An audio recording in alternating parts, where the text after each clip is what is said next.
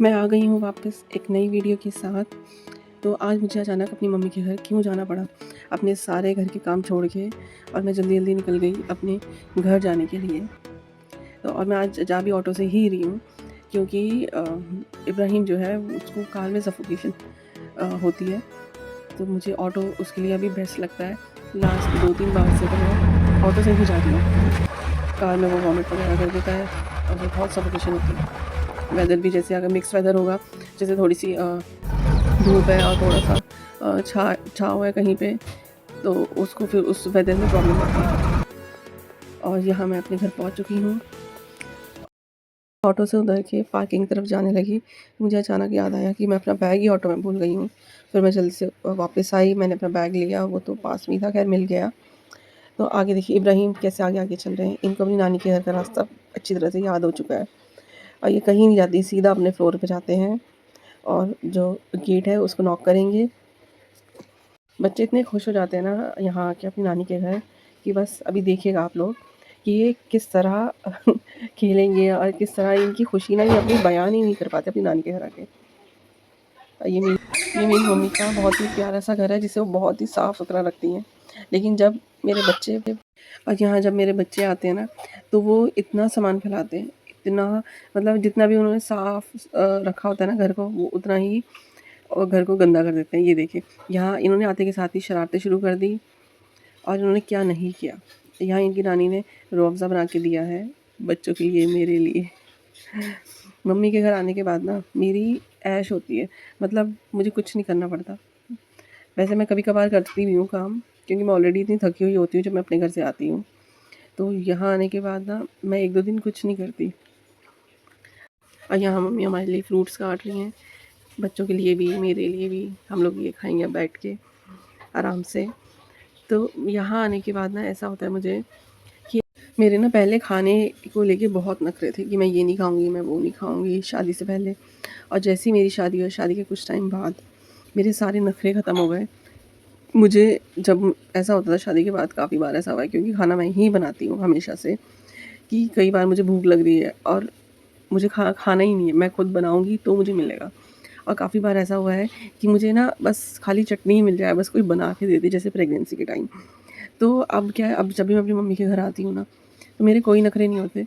मुझे सिर्फ़ अपनी माँ के हाथ का खाना चाहिए होता है बस। अब वो चाहे कुछ भी हो, कुछ भी। मेरे लिए कुछ मैटर ही नहीं करता कि वो मेरे लिए कुछ स्पेशल बनाए या मुझे कुछ स्पेशल ट्रीटमेंट चाहिए उनसे। नहीं, वो जो मर्ज़ी, चाहे मुझे रोटी मिल जाए, चाहे मुझे चटनी मिल जाए, कुछ भी मिले। तो बस मेरे सारे नखरे अब ख़त्म हो चुके हैं। मैं, मतलब इतना चेंज आ चुका है, मैं खुद कभी-कभी सोचती हूँ कि हमें पहले चीज़ें कितनी अच्छे, मतलब हम कितने अनग्रेटफुल होते हैं कि जब हमें बैठे-बिठाए सारी चीज़ें मिल रही होती है। और जब हमें खुद को करना पड़ता है ना, तब हमें पता चलता है कि ये रियलिटी है। तो जी, ये था मेरा वो ज़रूरी काम जिसकी वज़ह से मुझे आज अचानक आना पड़ा अपने काम छोड़ के। मुझे मेरे यहाँ कपड़े तैयार रखे थे, मेरे सूट आए हुए थे गर्मियों के, तो मुझे वो लेने बहुत ज़रूरी थे। ईद भी आ रही है, तो इसमें से मेरा एक सूट ईद का भी है, बाकी मेरे घर में पहनने के रोज़ के सूट हैं। तो मैं ये लेने आई थी और कुछ मुझे बच्चों की दवाई भी लेनी थी, वो भी मुझे यहीं से मिलनी थी। तो और भी 1-2 चीज़ें थी ज़रूरी काम, जो मुझे ईद से पहले मैंने सोचा मैं यहाँ से ले जाऊँगी, फिर मुझे पता नहीं कब मेरा आना होगा, कब नहीं आना होगा। मैं यहाँ रात को 10 बजे आई हूँ बाहर, एक केक लेना था मुझे, टी केक, जो कि सिर्फ़ यहीं पे मिलता है बेकरी में। और ये ना मेरा आज बहुत दिल कर रहा था खाने का, मुझे क्रेविंग हो रही थी, तो मैंने एक बेकरी पे पूछा, तो उन्होंने बताया सेम केक है, वो 120 का, लेकिन मुझे पता है वो 60-70 का मिल जाता है। तो आगे एक अच्छी बेकरी है, तो मैं वहाँ गई, वहाँ से मैंने ये केक लिया और वापस मैं यहाँ घर आ गई हूँ। ऊपर जा रही हूँ, साथ में मम्मी ने अंडे भी मँगाए थे, तो अंडे भी ले लिए मैंने, केक भी ले लिया था। अब चाय बनाऊँगी, चाय के साथ जल्दी से केक खाऊँगी और आज अंडे का सालन बनेगा घर पे रात को खाने में। अंडे का सालन इतना अच्छा बनता है हमारे घर पे, मेरी नानी बहुत टेस्टी बनाती थी, मम्मी बना रही हैं वो भी बहुत टेस्टी बनाती हैं।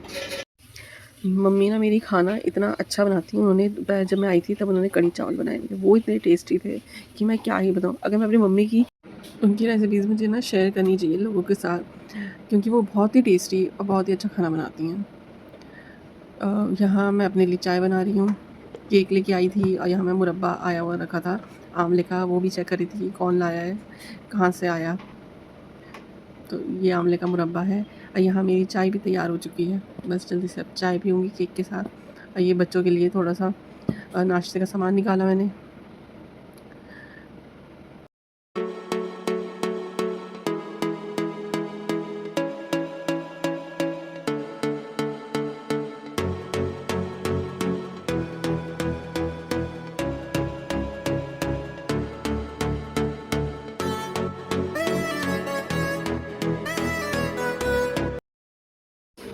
ये देखिए केक कितना टेस्टी होता है खाने में, इतना सॉफ्ट है। ये चाय के साथ में यहाँ जब आती हूँ तो खाती ज़रूर हूँ। यहाँ रात में मम्मी ने ये अंडे का सालन बनाया है और रोटी बना रही है। गरम गरम रोटी मुझे सिर्फ यहीं पे नसीब होती है। अपने घर पे तो मैं ठंडा खाना खाती हूँ, पहले भी ठंडा ही हो जाता था, सबको खिलाने के बाद खाती हूँ। और अब बच्चे हैं तो पहले बच्चों को खिलाती हूँ, बच्चों को खिलाते खिलाते खाना वैसे ही ठंडा हो जाता है। लेकिन अपने यहाँ घर पे आने के बाद तो मुझे गरम रोटी मिलती है और मैं वो बहुत शौक़ से खाती हूँ। मुझे अब इन्हीं चीज़ों में मज़ा आता है। ये खाना आ गया है मेरा। ये इतना टेस्टी इसका शोरबा होता है। आप लोग अगर बोलेंगे तो मैं इसकी रेसिपी आपके साथ ज़रूर शेयर करूँगी। बहुत ही अच्छा, बहुत ही टेस्टी बना हुआ था। रात में ये मैं बच्चों को खाना खिला रही हूँ तो उनके लिए घी निकाल रही थी। बच्चों को सिर्फ मैं घी की रोटी खिलाऊँगी आज खाने में। आज हमने बहुत सारा आराम किया और खाना खाया और कल मुझे शॉपिंग के लिए भी जाना है। और तो मैं आपको कल यहाँ के लोकल बाज़ार भी दिखाऊंगी कैसे हैं। तो बस आज की वीडियो में इतना ही। हम फिर मिलते हैं कल एक नई वीडियो के साथ।